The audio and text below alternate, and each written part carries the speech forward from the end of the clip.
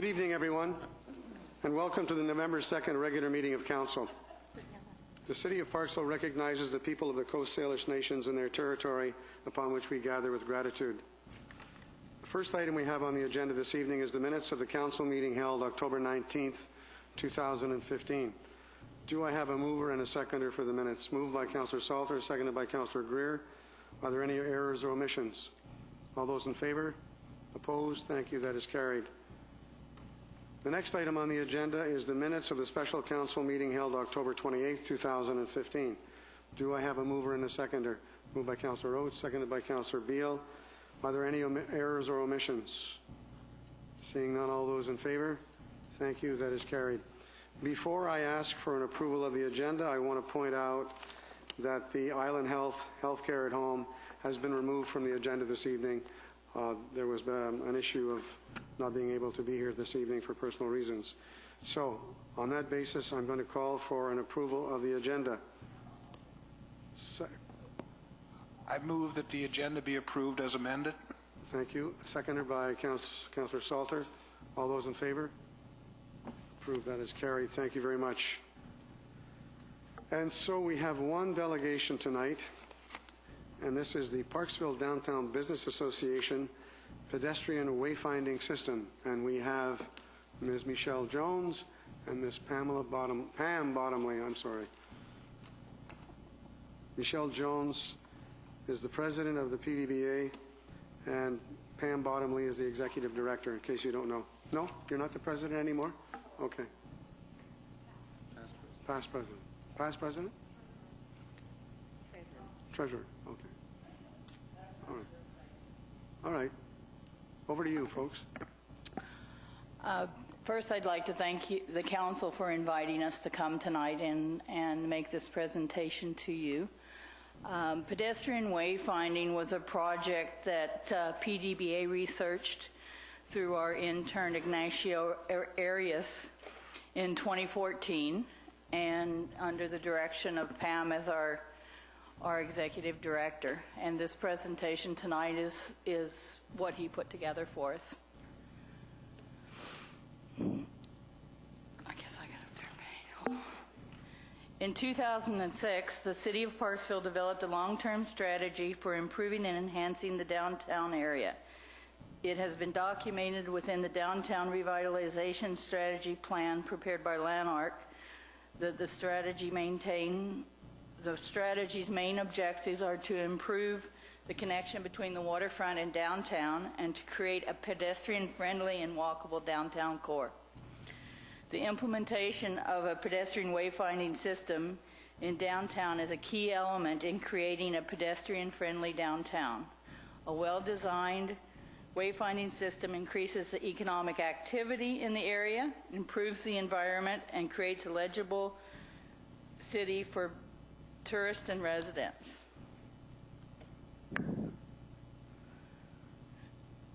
PDBA's Board of Directors has designated pedestrian wayfinding as a priority in its 2016 budget. PDBA will create awareness among all stakeholders, moving the project forward to accomplish an important pending item for downtown revitalization strategy. This presentation provides a general idea of how wayfinding systems have been working in other cities and how those experiences have translated into international best practices which are useful to consider for Parksville's downtown. This is what happens without a good wayfinding system.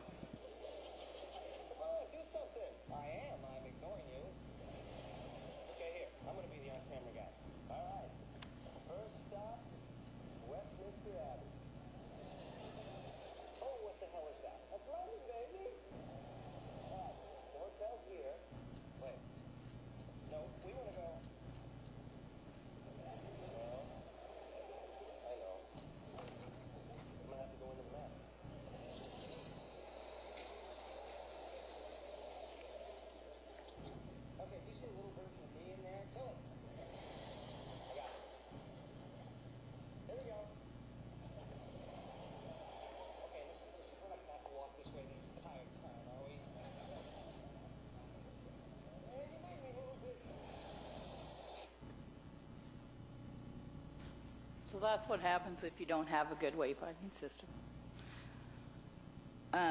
Walking can provide many benefits to the people in society. Additionally, walking as a mode of transportation or recreational activity has a positive economic and environmental impact, and therefore many cities around the world are paying special attention to the topic.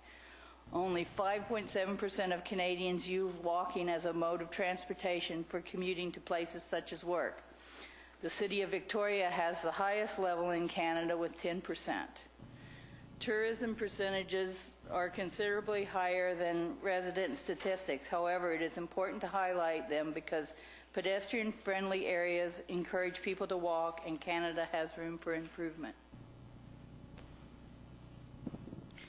Wayfinding systems are a key element of walkable and pedestrian-friendly areas and help considerably to increase those percentages. A well-designed wayfinding system improves the understanding of neighborhoods, landmarks, and increases economic activity of the area. It enhances the visitor's experience as it increases their confidence and encourages them to discover new sites, attractions, and destinations. It improves the environment as walking is the cleanest mode of transportation. Better Environmentally Sound Transportation, a nonprofit organization in Vancouver, shows that improvements in pedestrian areas such as wayfinding systems increase retail sales and businesses surrounding those areas. In Dusseldorf, local businesses experienced an average increase in sales of 36% after the pedestrian revitalization plan was implemented. Businesses in Minneapolis and Hereford experienced a 14% increase, and Atchison, a small city in Kansas, which is similar to Parksville, with a population of 10,000, had an 18% increase in sales. This shows that wayfinding systems increase foot traffic and economic activity. Wayfinding is considered by many cities to be low cost and with a high return on investment for the community. The pedestrian wayfinding system consists of a group of signs containing a heads-up map, directional pointers, and a handheld map, which is usually the same in brand and design as the heads-up map. This approach was first developed in Bristol, UK. This legible cities approach has become a standard practice in most pedestrian signage systems in the UK, USA, and Australia. Heads-up maps are the most innovative and functional component of the legible cities approach. Rather than traditional north-oriented design, heads-up maps show the pedestrian the way the pedestrian is looking and makes the sign easier to read and interpret. Destinations above you are here. Above the you are here icon would be what is in front of the pedestrian, and the top of the map might not be pointing north. The panels are usually double-sided to show information efficiently and cover a large area of the city. With this approach, people walking along the street would have information in 360 degrees. The panel also includes pointers to major destinations at the top, of which provide an easy guide to pedestrians. A panel usually contains a reference map showing a larger area of the city and a detailed map. Both maps incorporate a walk time contour, which is represented in distance or meters, and time to destination. So it tells you how far it would be to walk to a certain destination. Maps should include all necessary information for pedestrians, such as crossing areas, stairs, footpaths, and all amenities that pedestrians usually value, including bus stops, restrooms, benches, major destinations such as civic buildings and shopping areas. Landmark buildings are usually illustrated in 3D to highlight their importance and to let people know they have arrived at their destination. The PDBA created a detailed walking map in 2014 following these best practices. This is a good starting point for the wayfinding system design and might be an ideal map to include on panels. There are many types of directional pointers to guide the pedestrian to specific destinations. Directional pointers are less expensive than panels and provide useful information as well. However, they have limited information, so it's important to define what information will be placed on them. Cities with limited budgets often use an interchangeable system which lets them change and rotate directional pointers easily. With this system, cities are able to effectively cover all possible destinations. Usually, small cities change directional pointers seasonally to maximize the benefits to all stakeholders. Defining the signage location is one of the most important tasks to consider in wayfinding. Establishing the right location for a panel or directional pointer brings optimal benefits, and there are basic guidelines to consider for wayfinding signage locations.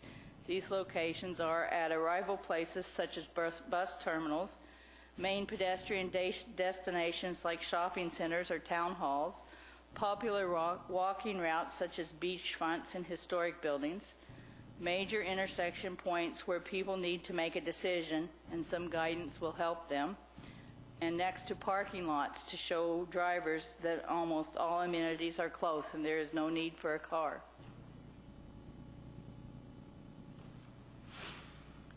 This map from the Downtown Revitalization Strategy identifies locations for major and minor wayfinding signage.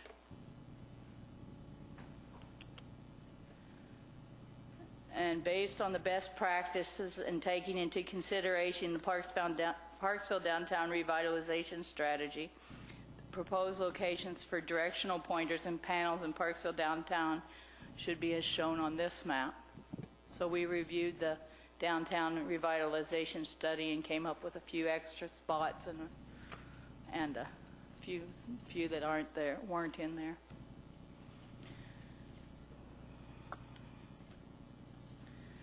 Today, almost everybody enjoys the opportunity to have maps on their cell phones and a variety of applications that provide specific directions. Google Maps has been an excellent tool and has revolutionized the way we look around us. Digital technologies with GPS integration should be considered in the wayfinding planning process, as they provide intuitive orientation and navigation to all users, which is the main goal of any wayfinding system. The City of Brighton, UK, has developed a digitally integrated wayfinding system. The GPS application contains a business directory and a tourist attractions where the user is able to navigate easily by just touching the screen. The cost of creating an application with those characteristics can be very expensive and will depend upon the complexity of the community and the GPS integration. As an example, Vancouver's wayfinding map application costed around $13,000 per year, which includes setup and annual maintenance costs. QR codes in near-field communications are valuable tools to integrate wayfinding systems with mobile devices. Both technologies help to transfer information and let the user download information. A QR code has been developed to download the Parksville Downtown map from the PDBA website. It would be useful to include it in brochures and maps when installed. This is an accessible technology and many people will use it. And then here are some examples from the City of Vancouver's wayfinding system that they've installed. I believe it was in 2014 that they installed their new system. And then here's some examples from Edmonton that illustrate more of the wayfinding system. So tonight what we're here for, besides to give you an idea of what we've been doing and how we've been working with wayfinding, was we're here tonight to ask Council to consider in its budget deliberations cost sharing to hire a consultant to move this project forward. PDBA has included this in our budget and has gone as far as possible without outside resources and the city's partnership.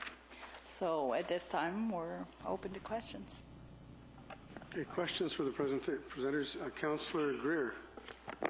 Probably the first question is, what type of expense are you looking at? What have you put aside, and what do you expect the city to put aside?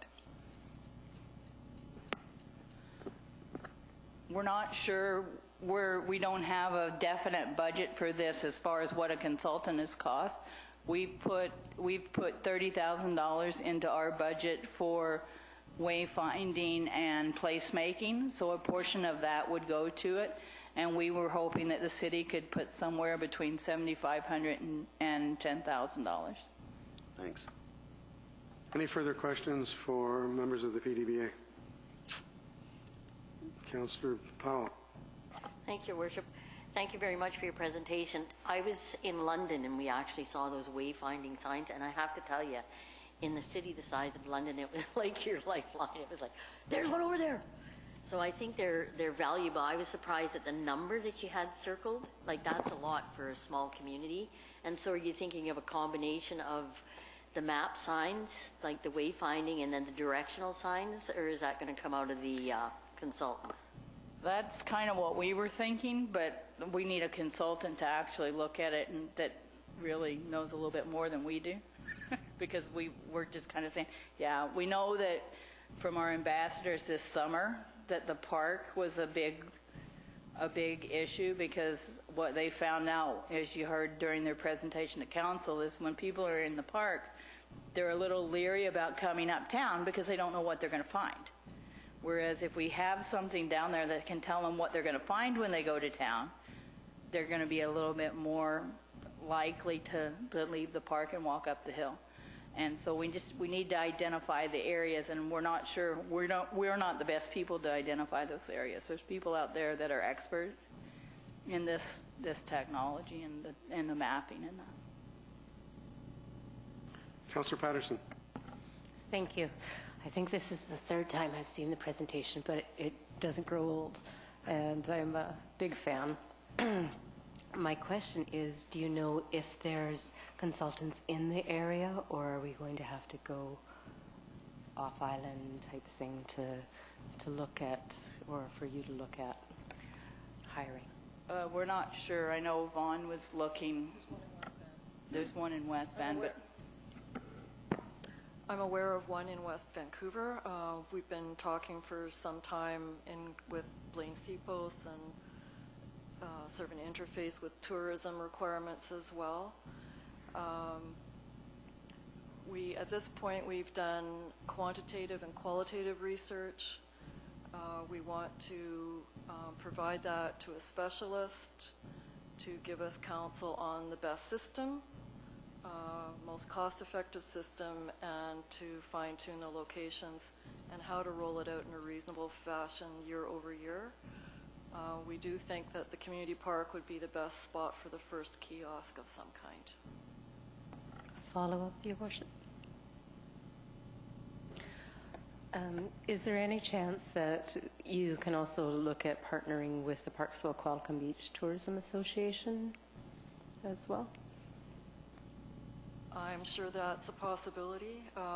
We, of course, came to you as our partners under the MOU. The MOU does speak to funding requirements, and this would be one of those. Councillor Beal. Thank you, Worship.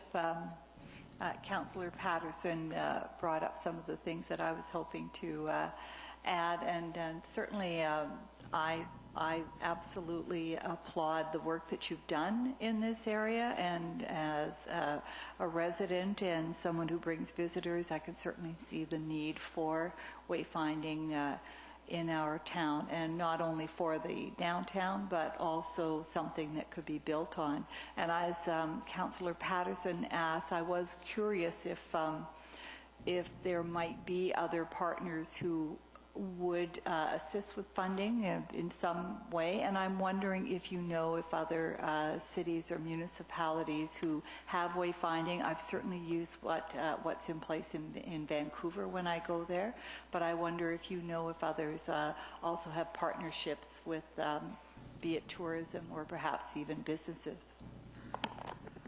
In our experience with our partners, colleagues at Business Improvement Areas of BC, there are many examples of large and small towns that have taken on some form of pedestrian wayfinding.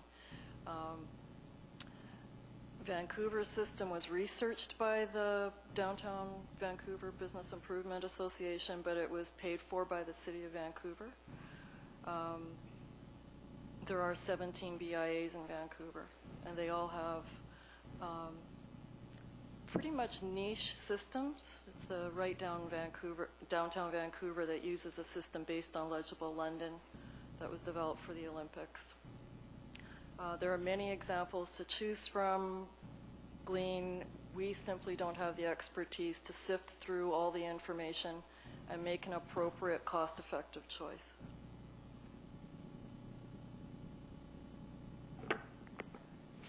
Councillor Bailey, you finished? Councillor Rhodes? Thank you for your presentation. I heard you say earlier that you had budgeted $30,000 for wayfinding, and I think you said placemaking, but you didn't identify which portion of that was for wayfinding. And I understand your excuse me, your request to council is for somewhere between $7,500 and $10,000, and you refer to that as a cost share. Is that a 50-50 cost share, or is council paying 100%? How much are you guys putting into this? It's a minimum of 50%, and that's why we haven't totally blocked apart what ours is in the different areas, because we're not sure how much the consultant is going to cost. We think it's going to cost somewhere between $15,000 and $20,000 to $25,000.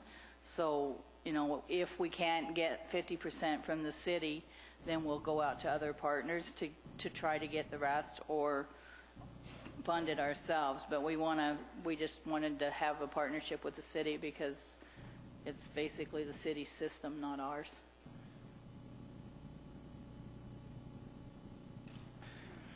Okay, thank you. Anyone else have questions before the mayor? You have Councillor Greer. Okay. Thanks, Your Worship. I was wondering, this is only for the consultants, and what about the maintenance? Is there any ongoing maintenance every year with these? I know you said what the maintenance was in Vancouver. Ours wouldn't be near as high, I'm sure. The $13,000 for Vancouver is just for their app. It's not the sign maintenance. That's just to maintain their app and keep it up to date and running. We're not thinking that we're big enough to need or warrant an app at this point. We were looking more for, you know, the hard signage and way, you know, pointers and that kind of stuff. But there will be maintenance in that as well. Well, just like any sign, right? There will be maintenance, depending on the materials that are chosen, and you know, just it would be the same with any kind of signage that you put up. Okay. Anyone else? Thank you very much for your presentation. I have a question. You're talking about the consultant. What kind of cost would you be looking at if the consultant comes back and makes recommendations for, let's say, 20 signs in the downtown area? What kind of cost are we looking at then? And are you going to absorb that in your budget, or are we looking at cost sharing again for the actual fabrication and installation of the signs? We've talked about at our board table the potential for us to help fund the first sign. I don't know. It depends on, like I said, it depends on what they're recommending. We don't know what they're going to recommend.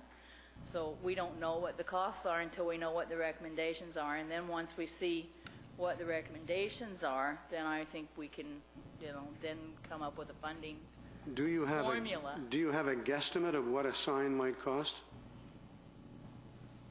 Like we saw tonight in the presentation? No. Because they're all so varied. They're totally different signs. Okay, thank you. Thank you very much. We'll include that in our budget deliberations, which continue on the, when do they continue? They continue on the 19th? No. What's the next budget meeting? Mr. November 12th? Yeah, okay. Right here. All right, thank you. Okay. All right, that's the only delegation we have tonight. We have reports. First report is from Mr. Butterworth. Would you please give us the background on the issue regarding the 2015 budget variance report, Mr. Butterworth? Thank you, Worship. Just give me a minute here to get this up.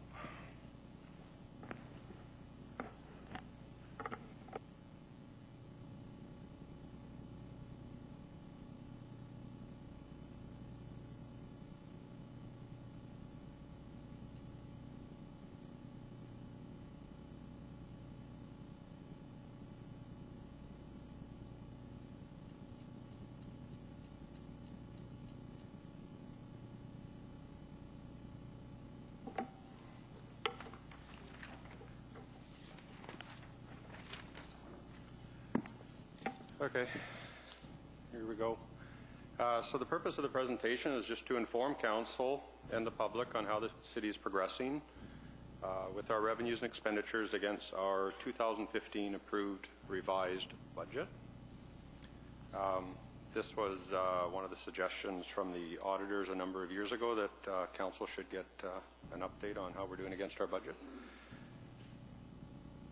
So the information I'm going to be presenting is the summarized departmental revenues and expenditures for 2015. The information is included in the agenda for tonight, along with a more detailed list of the revenue expenditures as well. So we'll go to the revenues first. Just looking at our major revenue sources, this isn't all revenue sources, but it's some of our larger ones. So the property taxes, that is by far our largest revenue source. And you can see there's a shortfall this year on our property taxes. That's due to some reductions in property tax assessments from owner appeals. The property tax penalties and interest, we're down again this year, or we're down this year on that one. The penalties actually are, there's still the second penalty to be applied into this because it was applied in October, and it's $16,600, but that still puts us with a budget shortfall. Penalties were between $10,000 and $17,000 less than they were in the previous 4 years. So on the good side, people are paying their taxes on time, so the penalties are down from what they have been in the past. So. Revenue sharing grants is got a budget overage right now. This is going to impact us next year because the government, the provincial government is doing some balancing of their budgets and fast-track some of 2016 grant into 2015. So next year we should have a lower amount. Investment income looks like it's really high. At this point it is, but I still have to do an allocation. I do it at year-end into the water fund, the sewer fund, and all of our reserve funds. So this is our total interest earned as of September 30th, $430,000. But a bunch of that's going to be allocated out into the other funds. By the end of the year, we should be over the $150,000 budget still, though, so we'll still be a little bit ahead on our interest. It's also due to higher reserves than anticipated in our budget as well. So. And one other one I just wanted to point out, it's not really shown in here, but the concession pad rent is double what it was when the concession was located in the washroom building. So we've basically doubled those revenues this year.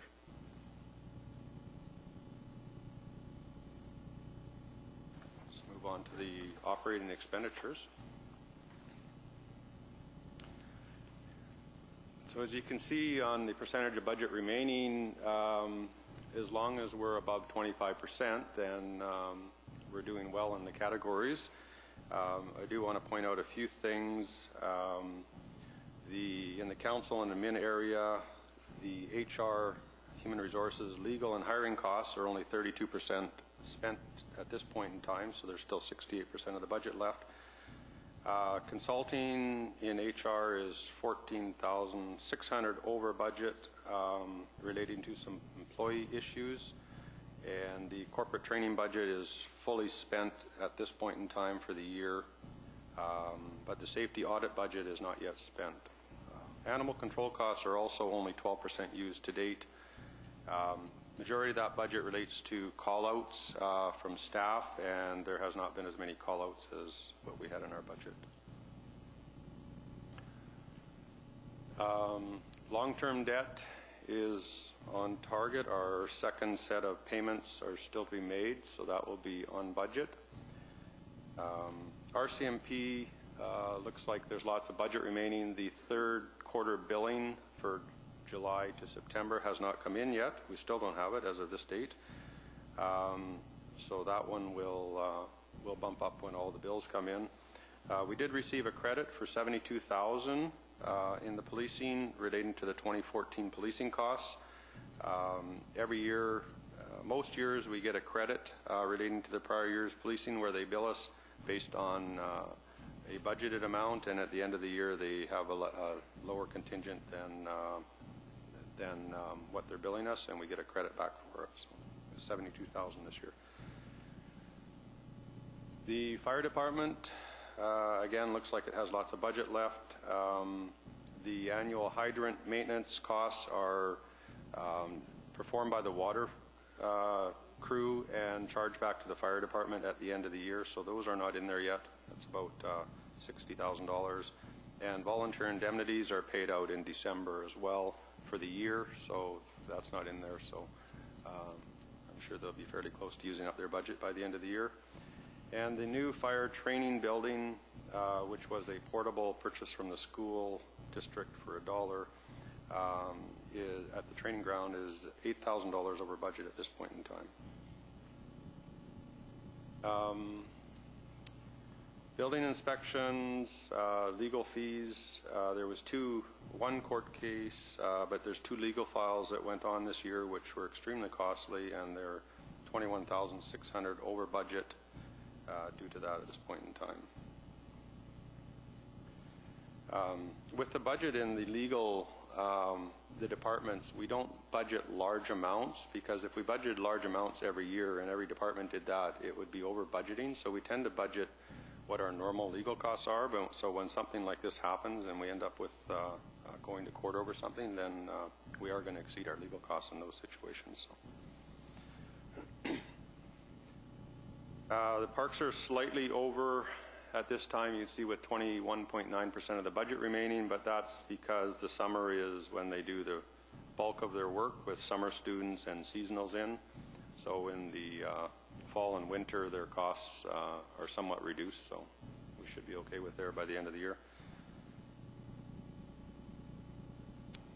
Facilities, again, 19.5% budget remaining. Part of this relates to the the engineering move up into City Hall. It means that the city now has a greater percentage of the office space for the city than what it used to have. It used to previously be a rental area, and so our budget did not take enough of those costs into account, so we're a little over at this point in time. And the engineering move up here actually was a little bit over budget as well as the planning counter project. In the public works area, still plenty of budget remaining. We've only used 3% of our snow removal budget, so there was very little snow removal in January through March this year. So depending on what happens in November or December, we could be well under in that budget. And the open drainage budget is only 25% spent as well. Sidewalk maintenance and enclosed drainage are over 96% spent at this point in time. Minor capital, this relates to all the departments. It's a fairly large budget of $798,000. We've only spent $212,000. Some of the things in minor capital include computer servers, website redesign, a software contingency, tennis court resurfacing, PCCC structural assessment, PCTC carpets, some sidewalk upgrades, drainage easements, and all those projects I just mentioned have little or nothing spent on them at this point, so that's why we're well under on that budget.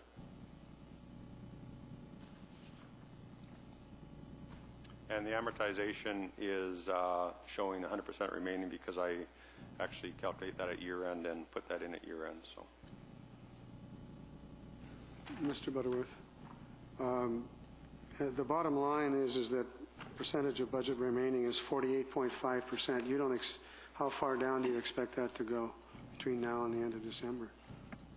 I don't think I could even give you an estimate on that. I mean, part of the reason why that's so low is because the amortization, which is quite a large number, is at 0% in there. So you put that 2.5 million in there, and that 48% will go down drastically. I don't know where we'll be at by the end of the year. We will probably be at percentage of budget remaining at 10% or less, I would think.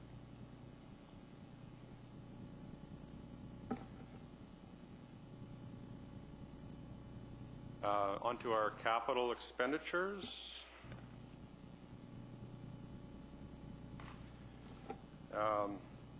So the administration capital, not much has been spent.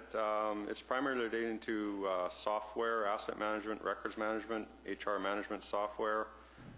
There's aerial photography in that for mapping, and Tempest business licensing.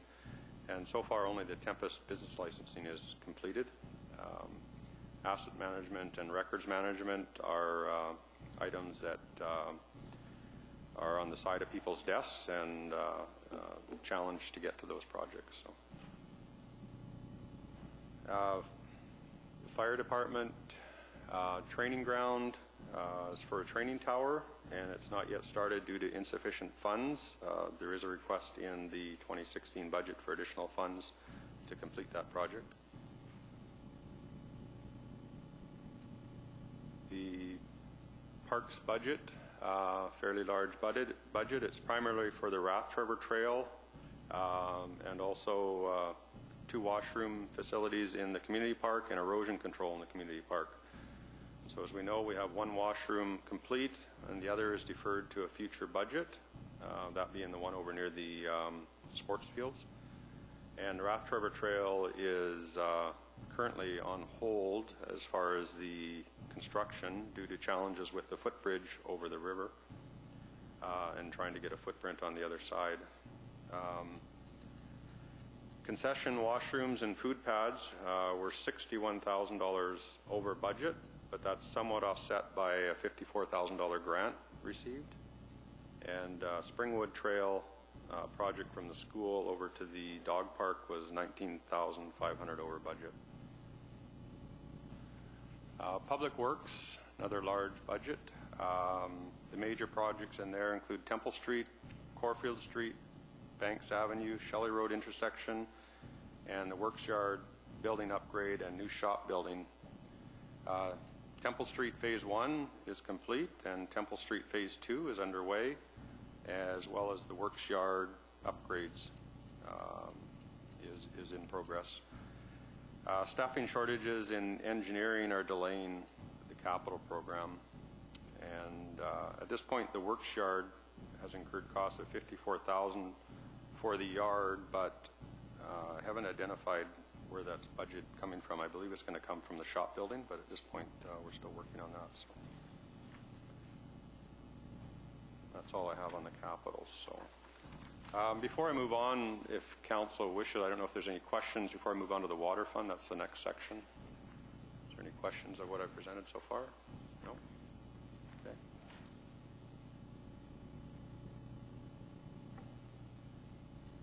Councillor Beal. Oh, Councillor Rhodes, I'm sorry. Thank you. I just think I don't know if I caught what you said there at the end. Did you say that what was the impact of staffing shortages in engineering? It's just the capital program, the Corfield Street, Banks Avenue. There's not enough engineering technical staff to get the projects underway. So there's a number of projects where we're just short-staffed. We had one engineering tech off for a while, then we had one of them transferred to another department, and it's just been a shortage in there that's causing backlog on the projects. Go ahead. So if these projects get delayed further, is there a possibility that the cost for these will then go up? I'd like to defer that to the Director of Engineering, if I could. If I may, Your Worship, through to Councillor Oates. Yes, as projects get delayed, the simply even because of inflation or whatnot, the prices are basically going up. Depends on year to year what the inflation rate is, and even depends on the markets in terms of the prices of oil and the rest of it. But generally the costs of these things do go up as they get delayed.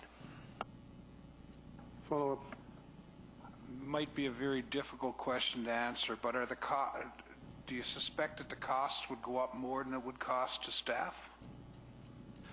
Do you understand what I'm saying? That the additional cost to the project, would that be more than what it would cost for us to provide the additional staffing and engineering to get it done on time? Or is that...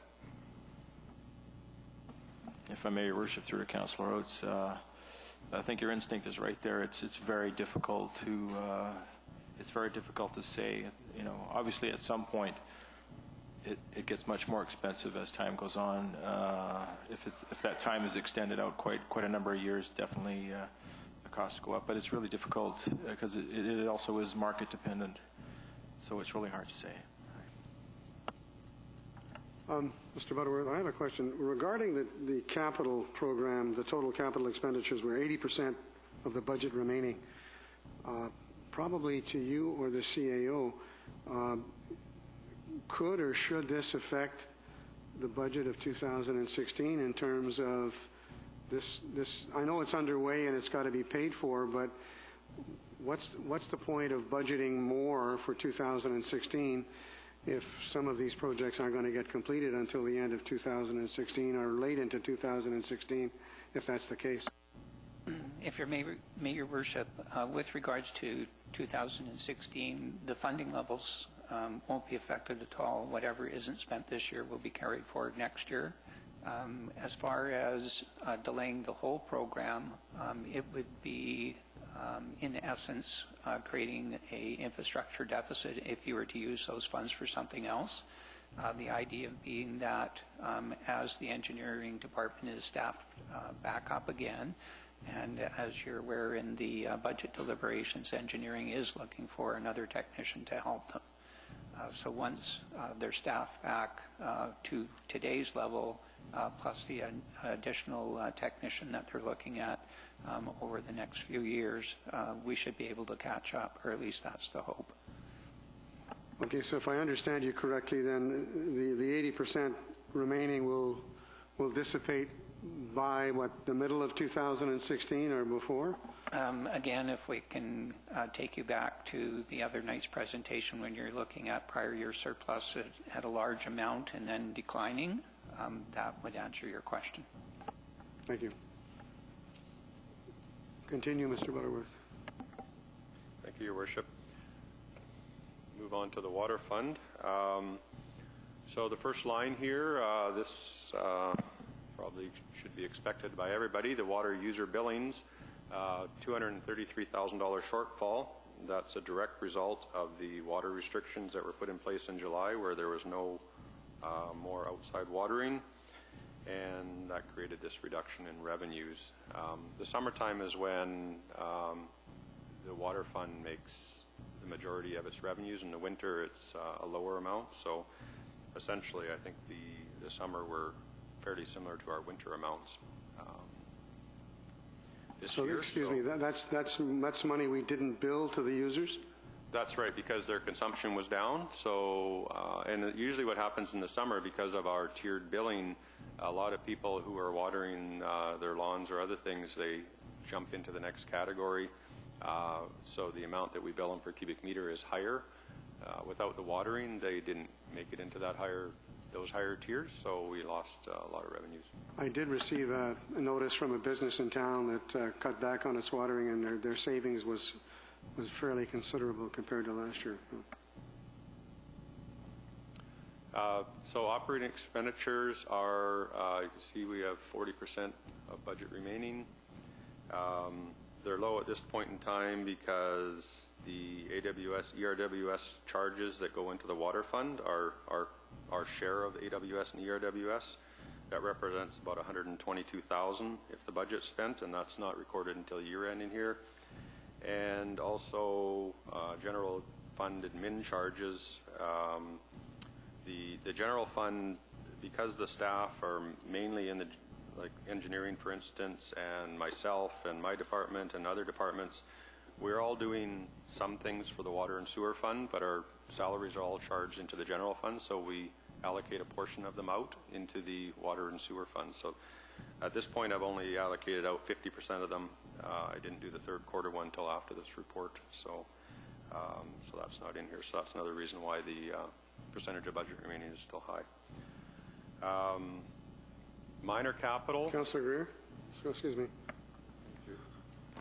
Thank you, Your Worship. The shortfall that we have in water, is this part of the reason for the increase in the taxes for 2016 to overcome that? No, this is the water fund, so the water user billings are a completely separate billing structure than our taxes. So that's what our water, our spring and fall water bills are for. It goes into the water fund. So the tax rate increases we're proposing in our budget don't have anything to do with this. But we have a 2% increase, don't we, in the water? We have a 2.5%. 2.5%? Yes.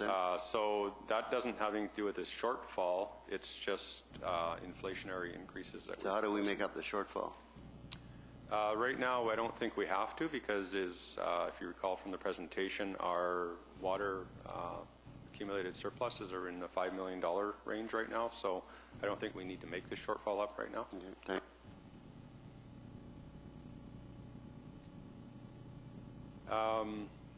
Minor capital is got a budget of $236,000, and it's primarily for development or easement agreements and development contingency, and they have not been required yet. What is in there? Actually, I don't have it on my notes. What's in there? Let's see.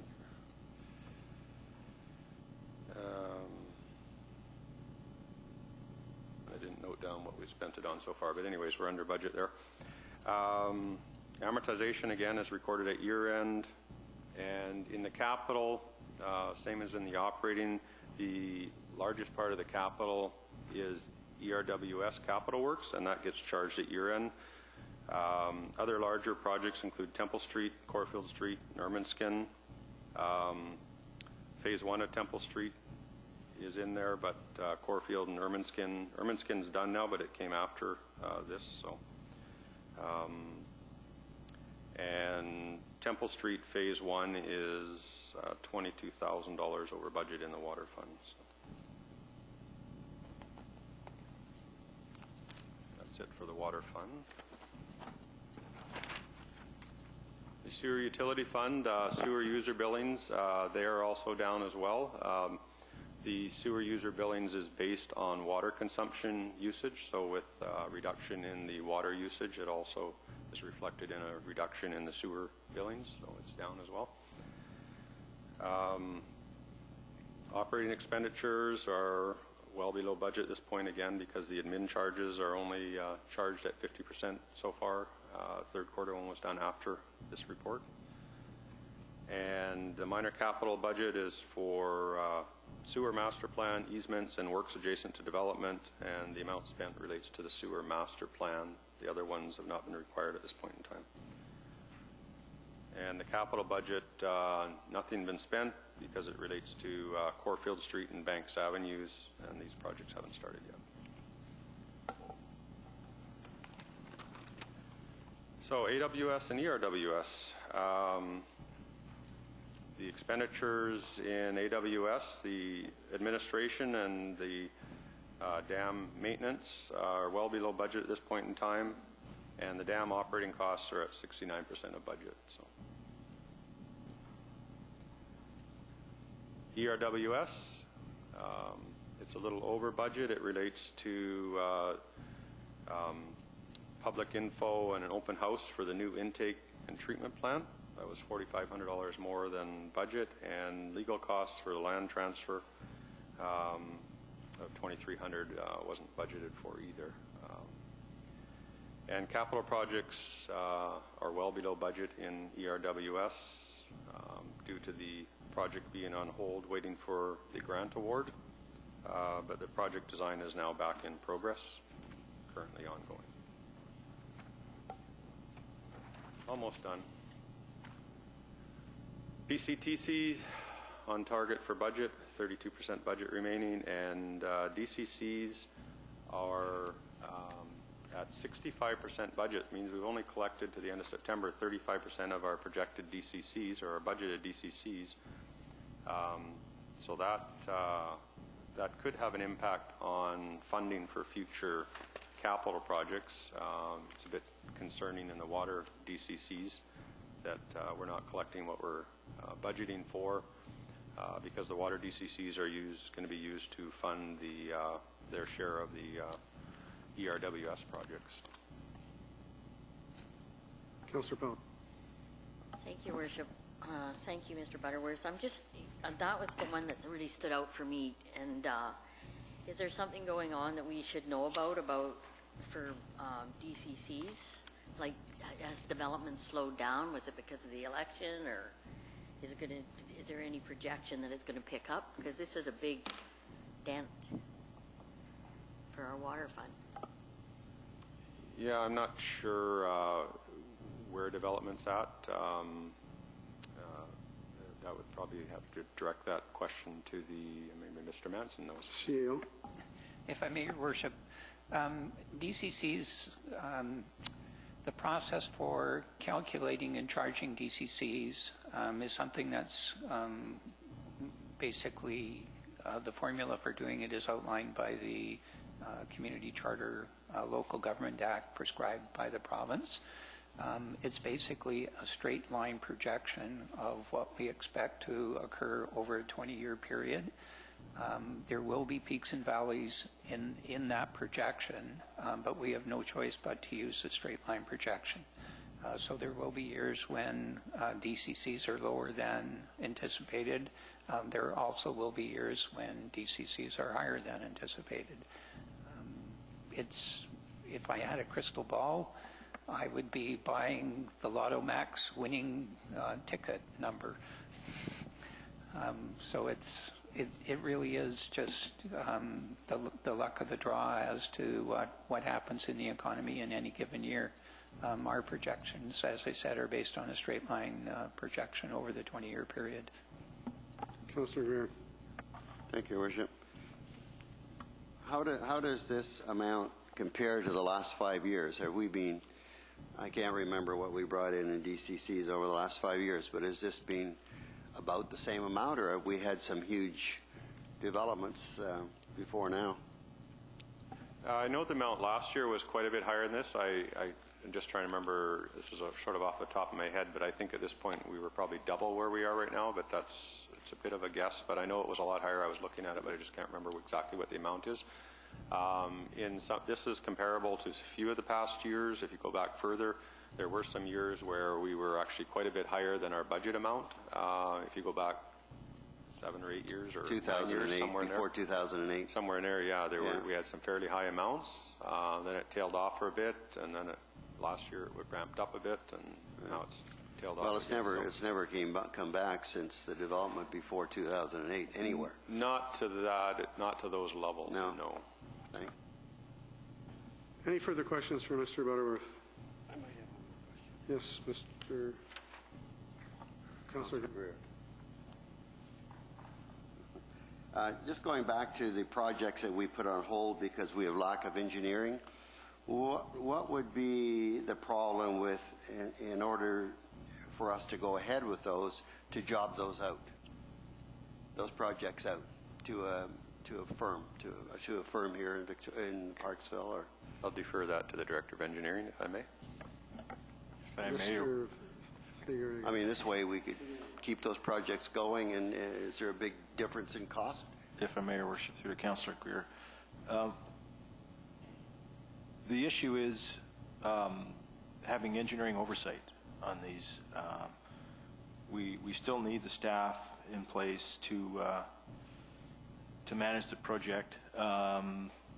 It's possible we could get consultants to do a little bit more, but still we have to have our hands in the project enough to understand that things are being done appropriately and spent appropriately. I think the amount of savings you would see would would not be as significant as you might think. It's not about just allowing a contractor or a consultant to come in and completely take over. We need to understand the project. We need to still need to inspect it. In my opinion, that there isn't a significant amount of savings to farming out more projects. Okay. Good, thanks. Okay, thank you. If there are no further questions, I'm going to ask you that, again, I need a mover and a seconder, that the 9 months ending September 30th on the budget variance report be received for information. Do I have a mover and a seconder?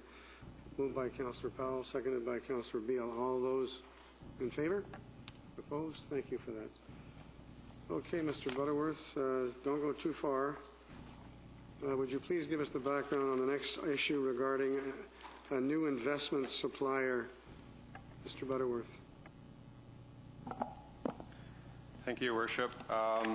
Currently, the city, we use two different investment houses to purchase our investments.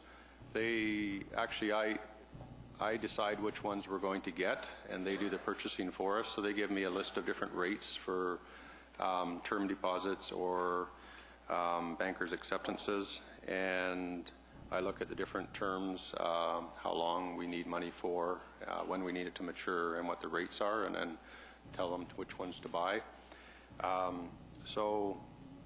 Recently, we had an opportunity, at some of our trade shows that we go to, the Canadian Western Bank has a in-house program for selling their BAs, and we buy quite a few of their BAs through our other consultants, but they had a special on that was not available to the other ones unless I bought directly from them, and I could not purchase it from them. So we ended up losing on that, and it's not a great amount of money, but it was 7 basis points on the purchase that I could have got, which was about $1,500 for the year. So not a huge amount of money, but right now it's hard to earn very high interest. So if I can get an extra $1,500, I'd rather do it. So what I'm looking for here is if we can set up, the way our investments work, just to explain it to council, is I have 2 options on where I can transfer money to. Our 2 different, one is RBC, that is one of our investment brokers, and the other is Raymond James. So I can transfer money to those 2 places only through our Toronto Dominion Bank online. I only have 2 options because they set up a template and that's all I can do, so I can't transfer it anywhere else. So what I'm looking for, if we can, is an ability to also transfer to the Canadian Western Bank so that we can take advantage when the specials come up of their BAs, and rather than buying it through the brokerage houses that we currently use, we can buy directly from them, and I can get a slightly better rate if there's a rate special on. If there isn't a rate special on, I'll just continue to buy through our regular brokers, but if there is a rate special on, I'll do it that way. The other option they have too is they have different terms, varying terms, which I haven't been able to get through our brokers. So that also allows me sometimes to, I don't need money in a year. Sometimes I need it in 14 months, so I want to buy a 14-month item. So that allows me to do that and have our maturities in different months. So we're not left with no money 1 month. So that's what I'm looking for, and the recommendation is as per the agenda. Okay, before I'm the CEO, I can move all the recommendations at once. Can I have a mover and a seconder? Moved by Councillor Oates, seconded by Councillor Greer. Discussion. Is there any cost to the city to do this? There's no cost whatsoever other than the mayor's signature. Any further questions? I understand this is to try to make as much interest as we can on our money, and that's always a worthy project, because I know I can't make much interest on my investment. Okay. Any further discussion? Seeing none, all those in favor? Opposed? That is carried. Thank you. All right, Council, we're getting close to the end of the meeting. We have item number 5 is bylaws, a final adoption for the Traffic Amendment Bylaw 2015, number 1436.2. Do I have a mover and a seconder for the recommendation? Moved by Councillor Greer, seconded by Councillor Beale. Any discussion? All those in favor? Thank you. That is carried. The next item we have is new business, and if you'll permit me, I'll go first. I just want to get something out of the way before I forget. On November the 12th, there'll be advance assent voting at the PCCC, the Parksville Community and Conference Center, from 8 a.m. to 8 p.m. On November the 18th, there'll be an advanced assent voting at the Parksville Community and Conference Center from 8 a.m. to 8 p.m. And on the 21st, of course, from 8 a.m. to 8 p.m., advance voting for the assent voting at the PCC, Community and Conference Center, and the Baptist Church. And also, don't forget, for those of you who haven't seen the notice yet, on this Thursday, November the 5th, from 2 to 7, the ERWS is having an open house at the Community and Conference Center. And that's it for me, new business. Anyone else have some new business? Councillor Greer. Thank you, Your Worship. Over the summer, I had a number of complaints about people smoking in our parks, and especially those smoking marijuana. I, too, have noticed people smoking and smoking marijuana. And most people use the park for exercise and fresh air for their health. And just recently, I've had another 2 or 3 complaints. And I'm not a big bylaw person to start with, but maybe the fact that we have a new government in Ottawa and maybe marijuana will be legalized, the possibility, I guess, is that we might have more and more smokers of marijuana in the park. So I think we should consider something, how to prevent this from happening, I know a bylaw, if we put a bylaw through, we're not going to be able to enforce it. However, maybe some signs would stop many people from doing that. But I talked to our CEO today, and we talked about the fact of enforcing it. And right now, we don't have a bylaw, so I've been telling these people we don't have a bylaw, so we can't enforce it. And then our CEO suggested if we do put in a bylaw and we don't enforce it, then we're still in trouble. So we're kind of damned if we do and damned if we don't. So I'm just bringing it up for us to maybe consider what to do in the future in all our parks. Thanks very much for that. I'm waiting, as a matter of fact. I brought this up after the students made their report with all the cigarette butts in the park and the complaints that we got at that time. I called our medical health officer, Dr. Paul Hasselbeck. I am waiting momentarily, I hope, to get a letter from him. He is going to recommend that we ban smoking in the park. Apparently, according to Dr. Hasselbeck, the banning of it is a good start. There will be infractions, and we'll have to live with that, much like we have dogs off leash in the park. And I guess it's a bit like the highway patrol with regards to cars. We don't always catch all of the people that speed on the road, but when you do catch them, they're fined. So, and I like you, with the new government, we're probably going to see some form, I don't know when, but some form of decision on marijuana that's not in vogue now. So I'll give Dr. Hasselbeck a call first thing tomorrow morning, and I'll advise council on what's contained in that letter. He was preparing the letter the last time I spoke with him, so I think we should, I'll bring that back as soon as I get the letter. I'll bring it back to council for consideration of that issue. It's a good one. Anyone else with new business? Councillor Powell and Councillor Patterson. Thank you, Your Worship. I attended the Parksville Downtown Business Association's monthly meeting, and they have a lot of things on the go for late November, December. They're having another Polapalooza pole contest. Polapalooza, is that right? And they're also going to have an event calendar throughout the downtown core, and I think it's on your website now, isn't it? Not quite. It will be on their website. And I believe they're going to have a light up of the big Christmas tree, the sequoia tree, on the 26th of November. That's a bad, light up is a bad word, bad words when you're talking about smoking marijuana. And as far as the marijuana goes,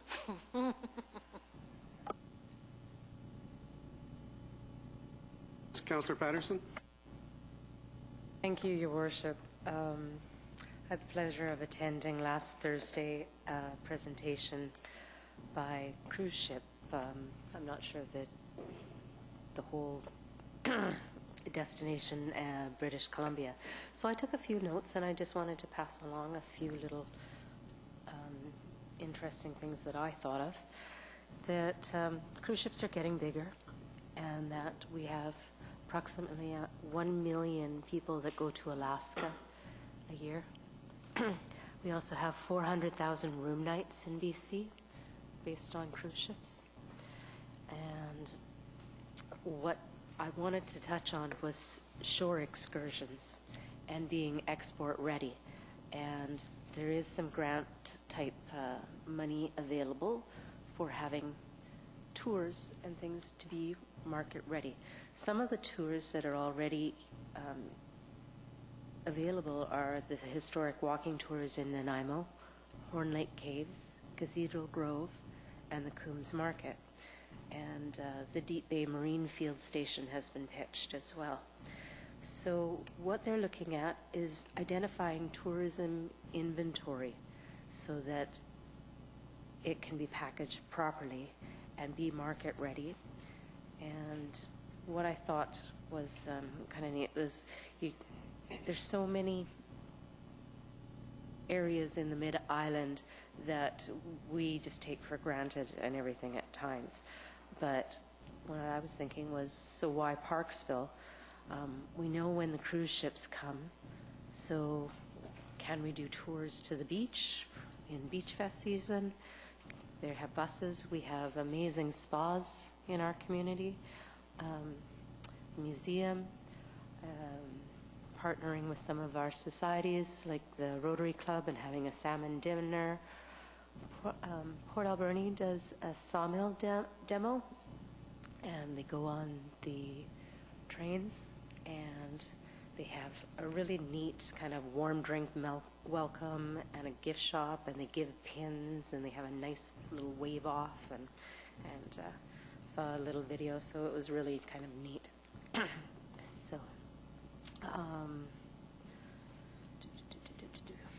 So local experiences, that's what a lot of our tourists are looking for.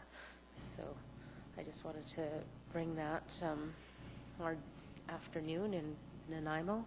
Blaine Seapost from the Parksville Qualcomm Beach Tourism Association was there as well, so I'm sure he'll be looking into doing some other things as well. I have one other as well. Thank you.